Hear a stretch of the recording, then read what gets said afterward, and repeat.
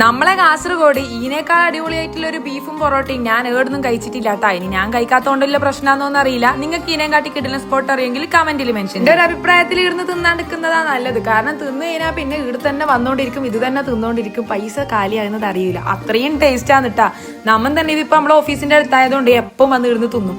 പൊറോട്ടയുടെ കൂടെ മാത്രമല്ല, നല്ല ഉച്ചക്ക് വന്നിട്ട് നല്ല ഊണിന്റെ കൂടെയും ഇത് കിടിലൻ കോംബോ തന്നെയാണ്.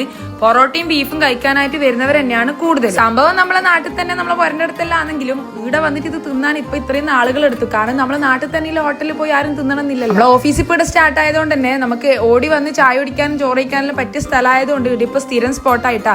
പിന്നെ നമ്മളെ നാട്ടിൽ തന്നെ ഉള്ളവർക്ക് ഇത് അറിയാത്തവരുണ്ടെങ്കിൽ അറിഞ്ഞോട്ടെ എന്ന് വിചാരിച്ചു. കഴിച്ചവരുണ്ടെങ്കിൽ അഭിപ്രായം പറയാം, കഴിക്കാത്തവരുണ്ടെങ്കിൽ എന്തായാലും ഇവിടെ വന്നിട്ട് ബീഫ് ട്രൈ ചെയ്ത് നോക്കണം. അത്രയും കിടിലൻ ടേസ്റ്റ്. ഇനി ഇത് കഴിച്ചും അടുത്തവരുണ്ടെങ്കിൽ നീ ഇത് പറയുന്ന എത്രയോ എന്ന് ചോദിക്കണ്ട, വിട്ട് കളയണം. സോ ഇത് ലൊക്കേഷൻ വരുന്നത് നമ്മുടെ എടച്ചാക്കി കിനാത്തിലുള്ള ഹോട്ടൽ കമ്പ്യൂട്ടർ ആണ് കേട്ടോ.